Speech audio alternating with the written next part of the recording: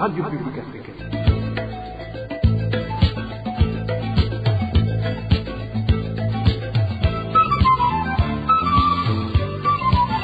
Radio Publique Africaine.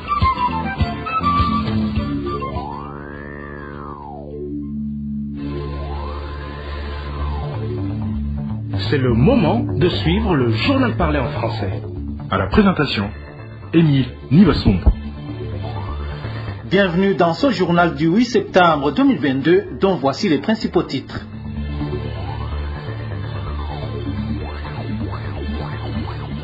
Certains espèrent une amélioration, d'autres craignent le pire. Le remplacement du Premier ministre fait réagir les acteurs politiques et de la société civile burundaise. Et les membres des partis de l'opposition dénoncent une injustice dans la réception des candidatures aux élections des notables collinaires. Ils indiquent qu'ils ont été injustement écartés dans certaines communes dont Ngozi. Et le carburant toujours en carence malgré les promesses du président de la République et le haut-commissaire du HCR appelé à intervenir pour mettre fin au calvaire que vivent les réfugiés burundais en Tanzanie. Vous entendrez le vice-président de la coalition CBDH Vicar au cours du journal. Voilà pour les titres. Le développement, c'est tout de suite.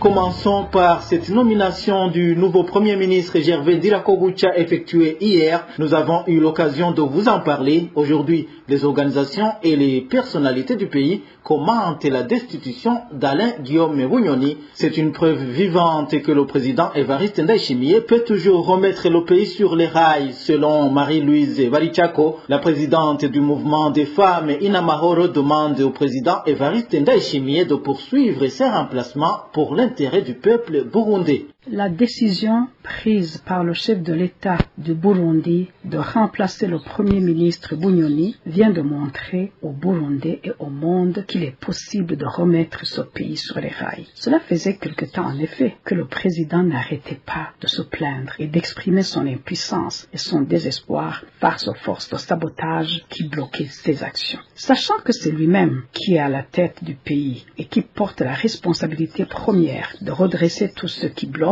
les Burundais se décourageaient en l'écoutant. Il vient maintenant de nous rassurer. L'espoir est possible. Cela montre désormais à tous ceux qui se prenaient pour des tout-puissants que les temps sont révolus. Que ce message soit bien entendu par les gouverneurs, les administrateurs, les chefs de colline, les policiers et les Imbonerakure et tous ces autres responsables, que quiconque ne s'acquitte pas de sa responsabilité et ne met pas en avant l'intérêt de la nation sera révoqué et même puni. Si le président de la République reste sur cette ligne et qu'il l'applique sans aucune distinction, les Burundais sauront qu'enfin le pays est dirigé. Si tous ceux qui sont en charge y mettent de la volonté en mettant toujours en avant l'intérêt majeur, le Burundi reprendra sans tarder le chemin de la paix et de la sécurité. De son côté, Frédéric Bamvuginyumvira indique que ce qui est arrivé au Premier ministre Alain Guillaume Bunyoni n'est pas du tout nouveau au Burundi pendant le régime du CNDD-FDD.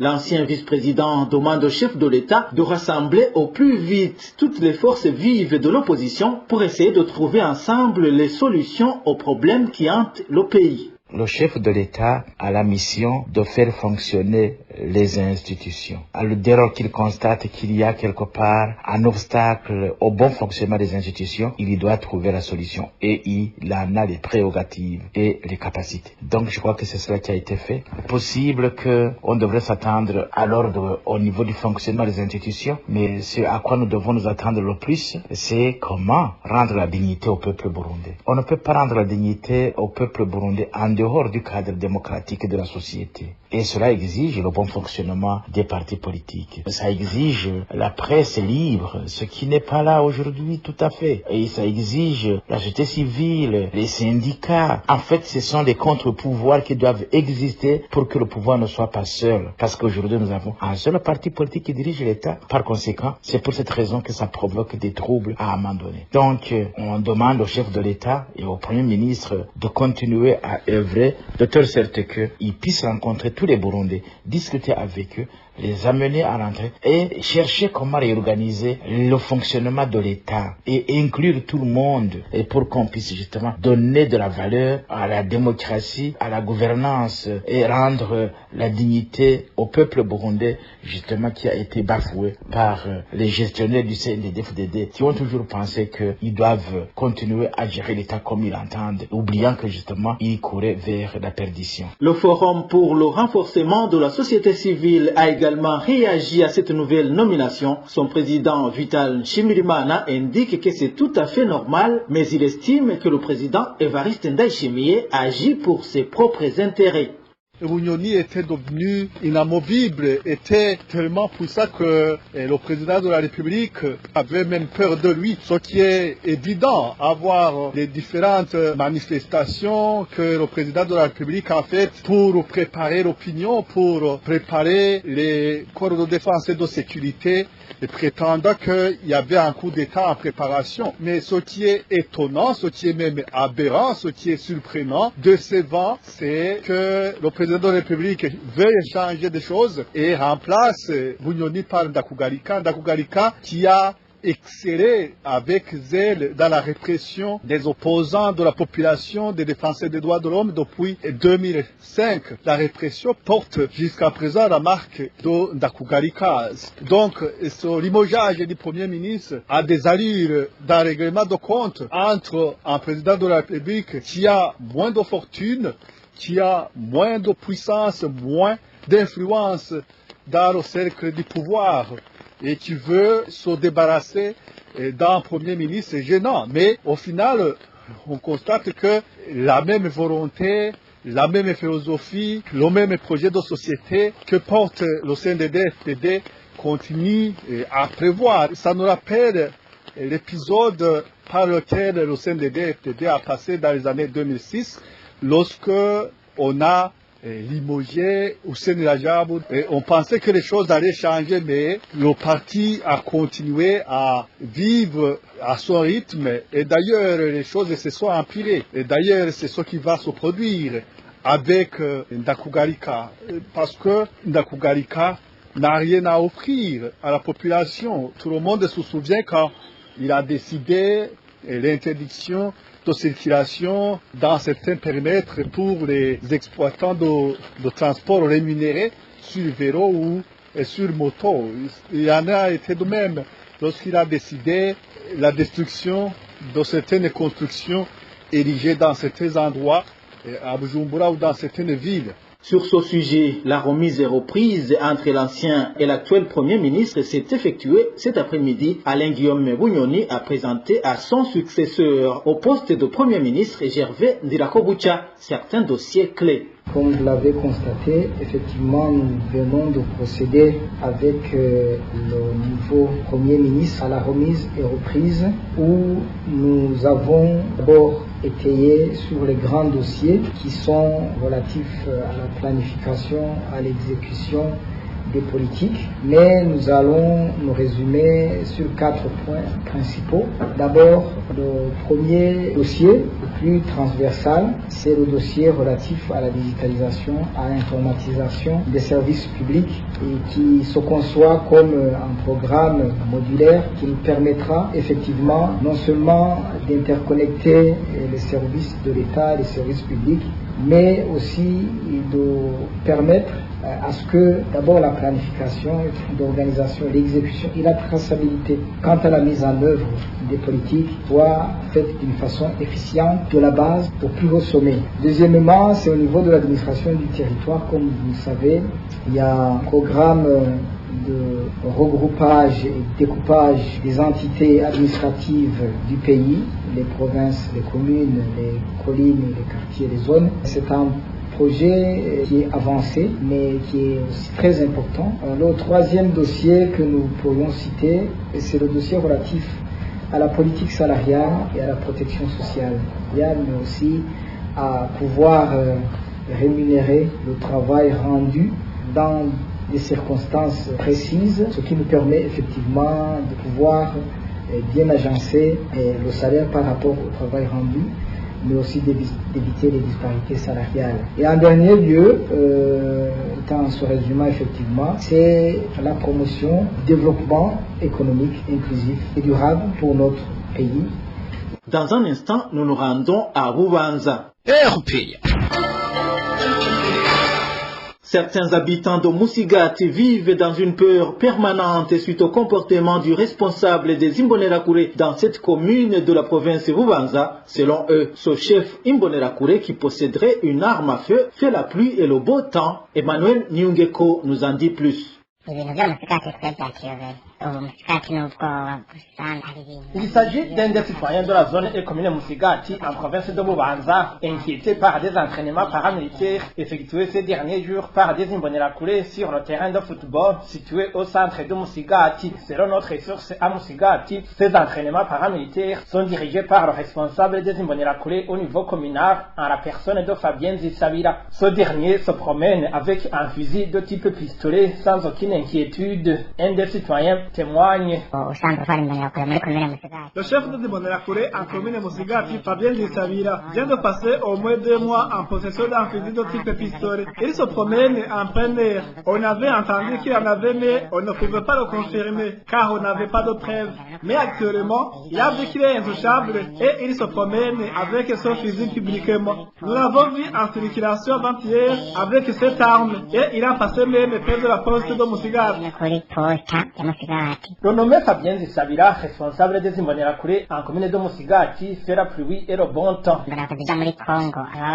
Il est souvent à la tête des Imbonerakure qui vont en République démocratique du Congo, surtout à Kiliba-Ondès. Tout le monde a peur de lui ici au centre de Musigati, car il malmène les gens et il possède des tenues militaires sans autorisation. Pire, nous l'avons vu mardi entre 9h et 9h30, lorsqu'il s'en est pris à un enfant provenant d'un atelier de couture et qui avait une culotte ayant une couleur de tenue militaire. Il lui a pris de force cette culotte et l'a donnée à un certain Manuel, agronome et en même temps responsable du parti CNDD-FDD sur la colline de Musigati. Ce qui frustre davantage ses habitants, c'est que l'Imbonerakure Fabien Zisabira agit en connivence avec le responsable de la police dans cette même commune. Nous le voyons chaque fois avec le responsable de la police à Musigati. Vidocor, c'est son ami intime. Ils sont toujours ensemble, que ce soit au cours de patrouilles nocturnes ou lorsqu'ils sont en train de torturer des gens. C'est pour dire que ce fusil est reconnu par la police, mais elle ne fait rien. Son Zisabira s'est substitué au tribunal et à la justice. Nous demandons au gouvernement de lui retirer d'abord cette arme. À ce propos, la rédaction de la RPA n'a pas encore pu joindre Deo Kwizerimana, administrateur de la commune de Musigati, pour recueillir sa réaction. Je vous le disais dans les titres, certains habitants des communes Nyamurenza et Ngozi en province Ngozi sont en colère. Ils voulaient faire partie des candidats des conseils des notables collinaires, mais les administrateurs de ces communes leur auraient fait obstacle. Les détails avec Elvis Nyomungere. 11 des candidats aux élections des membres des conseils collinaires des notables proviennent des 3 collines de la commune Nyamurenza. Tous sont des membres du parti CNL. Ces citoyens ont été privés de leurs droits par le chef des collines. Certains n'ont pas été instruits tout simplement parce qu'ils sont membres du parti CNL. Sur la colline Shinge, il s'agit de Jean Nyabend, Aloïse Nivoye, François Manima et Jean Gendandoumwe. Sur la colline Choza, il s'agit de Tarsis Normagaze et Pierre Buchumi. Sur la colline Massama, il s'agit d'Alexis Ndabahinyuje, Joseph Kengu Burundi, Audace Bikomagenge, Athanasi Sindaigaya et Antoine Minani. Ils n'ont pas tous été instruits par les chefs des collines. Mercredi dernier, les administratifs en commune Nyamurenza avaient demandé à ces malheureux candidats de se rendre au bureau communal pour qu'ils puissent se faire régulariser. Malheureusement, ils n'ont pas été accueillis. Mercredi dernier, ils s'étaient rendus au bureau communal pour se faire régulariser, mais le secrétaire communal leur a indiqué qu'ils devraient d'abord en parler avec le juge président du tribunal de résidence, mais ne l'a pas fait. Pourtant, les autres ont débuté la campagne de sensibilisation. Ils s'y vont maison par maison. Pareille situation est reportée sur la colline Hina de la zone Mivo en commune Ngozi. 4 membres du parti CNL se sont vus refuser le droit de figurer sur la liste des candidats. Il s'agit d'Edouard Tombola, Ja Nachonimariye, Edith Shimirimana et Vitale Barakamfitiye. À eux aussi, les administratifs en commune Ngozi leur avaient promis la régularisation, mais ils n'ont pas été accueillis. Ces citoyens indiquent qu'ils sont victimes de leur appartenance politique. Nous n'avons pas pu joindre Césari Nizigimana, administrateur de la commune Nyamurenza, ainsi que Joseph Martin Buchumi, administrateur de la commune Ngozi, pour des éclaircissements à ce sujet. La surveillance et le harcèlement des personnes perçues comme défavorables au parti au pouvoir réduisent sensiblement la liberté d'expression de la population burundaise, selon Freedom House. À travers son rapport de l'année en cours, cette organisation indique que cette situation se fait beaucoup ressentir tant au sein des universités qu'envers les partis politiques d'opposition et les ONG. Le point avec Josiane Mouzanez. Une intimidation continue à l'égard des partisans de l'opposition ou considérés comme tels entraîne une limitation de la liberté d'expression au Burundi, selon Freedom House. Dans son rapport baptisé La liberté dans le monde, cette organisation montre qu'en général, les Burundais ne sont pas du tout libres d'exprimer leurs opinions personnelles sur des questions politiques ou autres sujets sensibles par peur de représailles du Service national des renseignements et des Imbonerakure. À travers toujours son rapport d'analyse, Freedom House rappelle que les réseaux sociaux et certaines applications de messagerie ont notamment été bloqués le jour des élections en 2020. Freedom House souligne également que les réunions et les rassemblements de l'opposition ou anti-gouvernementaux sont généralement empêchés ou dispersés et les participants harcelés ou arrêtés.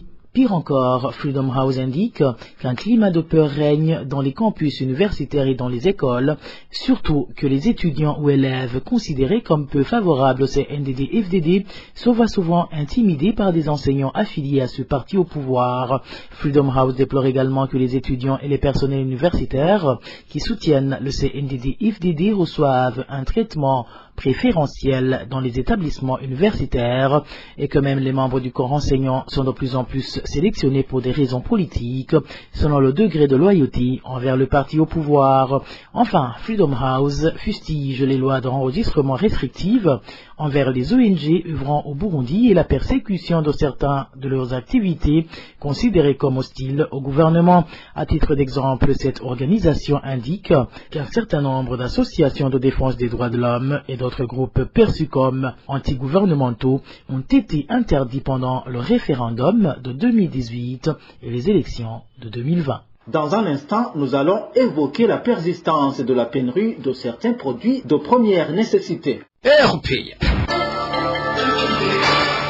Certains produits de première nécessité sont toujours rares dans presque tous les coins du pays. Là où ces produits sont trouvables, ils coûtent les yeux de la tête. Inès Gakiza nous en dit plus. Les produits alimentaires comme le sucre, le riz et d'autres céréales sont devenus depuis un certain temps rares au Burundi. Nos sources dans différents coins du pays font savoir que s'ils parviennent à trouver ces produits, c'est à un prix trop élevé. Ces produits ne sont plus donc accessibles pour tous les Burundais. Une de nos sources explique. Ces produits sont difficiles à trouver. Là où tu parviens à trouver le sucre, 1 kilo est vendu à 3 000 francs au lieu de 2 500 et on t'oblige de payer un emballage. Et dans d'autres boutiques, on ne donne le sucre qu'à celui qui accepte d'acheter aussi du pain. C'est dommage. Ces denrées ne sont pas disponibles vraiment. 1 kilo de maïs s'achète à 1700 francs burundais, 1 kilo de haricots nommé kinure à 1650 francs burundais. La dernière qualité du riz coûte 2800. La situation est la même presque partout, c'est grave. Même chose pour le ciment. Dans différents dépôts où il est vendu, les stocks sont vides. Ceux qui en utilisent regrettent les spéculations des vendeurs. Le peu disponible est vendu à un prix élevé, un prix que les vendeurs n'assument pas sous les factures. Ils mentionnent le prix officiel. Le ciment de Buseko s'achète normalement à 24 500 francs le sac, un prix qui n'est pas respecté car pour l'avoir actuellement il faut payer 35 000 francs et plus. Mais sur la facture, les vendeurs écrivent le prix officiel, donc 24 500. Le ciment Dangote actuellement coûte entre 33 000 et 38 000 francs. Nos sources dans différentes provinces font savoir que la carence de ces produits s'observe presque dans tout le pays. Et à travers un communiqué du 6 septembre 2022, les ministères du Commerce et de l'Agriculture et de l'Élevage ont autorisé l'importation de certains de ces produits difficiles à trouver au Burundi. On assiste encore une fois à la pénurie du carburant de type essence depuis lundi de la semaine en cours dans la province Gitega. Ainsi, de longues files de véhicules s'observent devant les stations-service sans pour autant être servis en carburant. Cependant, le mazout y est encore en abondance. Dani Claire Iratroumva a plus de détails. Depuis lundi de cette semaine jusque dans la mi-journée de ce jeudi, il s'observe la reprise de pénurie du carburant de type essence dans toutes les stations-service de la province Gitega. Mais le carburant de type mazout existe en abondance. Cela étant, curieusement, l'essence reste trouvable au marché noir, quoique le prix est très élevé. Un litre se vend à 10 000 et plus, alors que le prix officiel est de 3 280 francs. La situation se présente ainsi au moment où, vers la fin du mois d'août dernier, de grandes quantités du carburant de type essence et mazout avaient été acheminées au parc pétrolier d'Otan commun en commune et province Gitega. Nos sources dans ce parc révèlent que c'est le carburant de type mazout qui avait été acheminé en grande quantité. Les mêmes sources indiquaient que seul le carburant de type mazout restait dans ses réserves et serait actuellement vide, celle de l'essence. Même dans la capitale économique, le carburant reste rare. Ceux qui ont besoin du carburant, surtout de l'essence, passent des journées à faire la queue devant les stations-service. Le point avec Onésime de Chimagize. Chez différentes stations-service au centre-ville, la mairie de Bujumbura s'observe de longues files de véhicules qui attendent d'être servis. En plus de ces véhicules, dans les zones périphériques, s'ajoutent des motos et bajages. Cependant, des gens peuvent attendre de longues heures pour finalement rentrer bredouille. Vraiment, partout où je suis passé, il n'avait pas d'essence. Et si demain ou après-demain, nous ne sommes pas servis, il y aura encore de plus grandes files d'attente. Elles sont également rares, les stations qui sont en train de servir du carburant de type essence dans la capitale économique. Le mazout semble toutefois n'est pas causé de problème. Yari na mazutu gose, mazutu ntamuratonda, ama essence, watanga station watangayo kuri Butanyerera hamwe na Kesho Kinini. La pénurie du carburant paralyse énormément le secteur de transport éribé. Les stadiers ont du mal à se déplacer le matin pour se rendre au service et le soir pour rentrer. Le matin, il faut de la force pour pouvoir se bousculer et se trouver une place dans un bus. Et l'après-midi, à 15 h déjà, il s'observe de longues files de gens qui attendent le bus qui les ramène à la maison. Il demande aux responsables de l'éducation en commune Vugizo de la province Makamba l'équité et la transparence dans l'octroi des points pour les candidats enseignants dans cette commune. Les jeunes candidats présélectionnés pour la passation des examens donnant accès au métier d'enseignant demandent que ce qui s'est passé l'année dernière ne se reproduise. Je vous propose d'écouter le témoignage d'un de ces candidats présélectionnés. Nous, candidats enseignants qui avons déposé et avons eu la chance d'être présélectionnés pour le récent recrutement dans la direction communale de l'éducation en commune de Vugizo, nous demandons que les magouilles qui ont été remarquées l'année passée ne se reproduisent plus. La correction de l'examen l'année dernière ne s'est pas bien déroulée car il y a ceux qui avaient échoué mais à qui on a donné des points par la suite sans aucune raison. Ainsi donc, nous demandons au ministère de l'éducation de mettre en place une nouvelle organisation de cet examen, qu'ils mettent en place également des surveillants provenant d'autres provinces pour qu'il y ait plus de transparence le 18 septembre 2022, le jour de l'examen. En plus, nous voulons même qu'au niveau de la DCE, on traite équitablement les participants à cet examen. Cela pour éviter le favoritisme, car souvent, certains membres de la DCE ont l'habitude de dire que celui-ci ou celui-là ne peut pas manquer du travail du fait qu'il est membre actif du parti au pouvoir. Nous ne signalons bien avant pour que les concernés fassent quelque chose par rapport à cette situation. Il y aura une augmentation de cas de malnutrition aiguë chez les enfants de moins de 5 ans et les femmes enceintes d'ici avril 2023. Le cadre intégré de classification de la sécurité alimentaire estime qu'environ 300 000 enfants âgés de 6 à 59 mois souffriront de cette malnutrition aiguë jusqu'en avril 2023. Selon l'IPC, 45 000 femmes enceintes et allaitantes pourraient également souffrir de cette malnutrition aiguë. Des détails avec Eric Nyonzima. La situation nutritionnelle va connaître une légère dégradation entre octobre 2022 et février 2023, avec plus de 20 districts qui vont basculer en situation d'alerte IPC phase 2. C'est du moins ce que l'on peut lire dans l'analyse de la malnutrition aiguë du cadre intégré de classification de la sécurité alimentaire IPC mars 2022, février 2023. Au total, estime l'IPC dans son rapport publié le 7 septembre, plus de 283 000 enfants âgés de 6 à 59 mois souffriront de malnutrition aiguë et auront besoin de traitement au niveau national de mars 2022 et février 2023. Selon ce rapport, ce chiffre est supérieur à celui de l'IPC malnutrition aiguë 2021 qui était généré sur 31 districts sanitaires et 8 mois de l'année. Des chiffres qui, selon l'IPC, ne sont pas comparables avec ceux de l'année précédente. À ce qui concerne les cas de malnutrition aiguë sévère qui s'élèvent à 59 000 sur la même période, ils demeurent nettement supérieurs à ceux de 2021, déclare IPC dans son rapport. De plus, une estimation de 45 000 femmes enceintes et allaitantes pourraient souffrir de malnutrition aiguë. Pour l'IPC, projette que l'octobre 2022 à février 2023, la situation devrait se redégrader pour 23 districts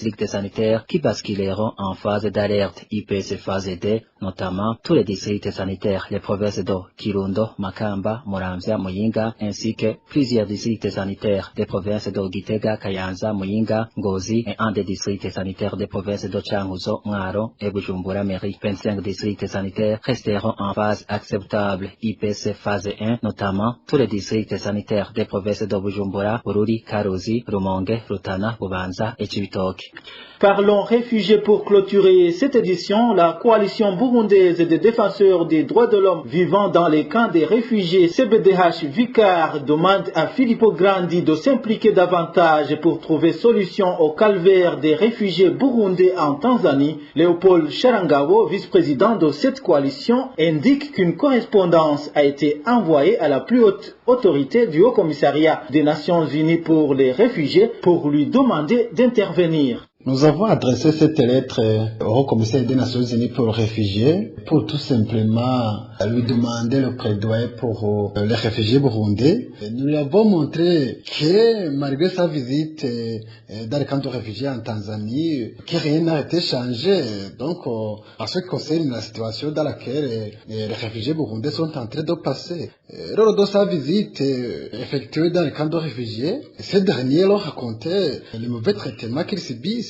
Il a lui-même accepté qu'il va en discuter avec les autorités tanzaniennes. Mais jusqu'à maintenant, au lieu que les choses changent positivement, elles ont plutôt continué à se détériorer. Nous lui avons donc demandé de continuer à plaider pour ces réfugiés qui sont maintenant en danger, afin qu'ils puissent avoir l'accès de se débrouiller, donc en pratiquant des activités génératrices de revenus pour compenser l'assistance alimentaire de la PAM qui est tellement insuffisante.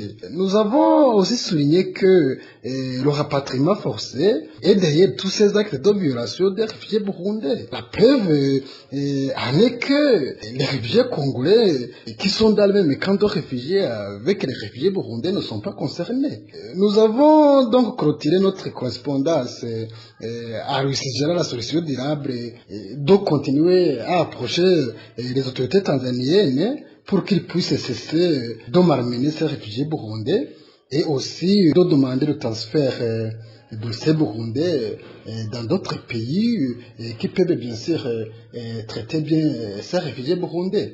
Il faut rappeler que Filippo Grandi a visité vers la fin du mois d'août le camp des réfugiés de Nyarugusu en Tanzanie. Il a été témoin des problèmes auxquels font face les réfugiés. À cette occasion, il avait déclaré son engagement à soutenir la Tanzanie et à œuvrer pour la défense des droits des réfugiés accueillis dans ce pays.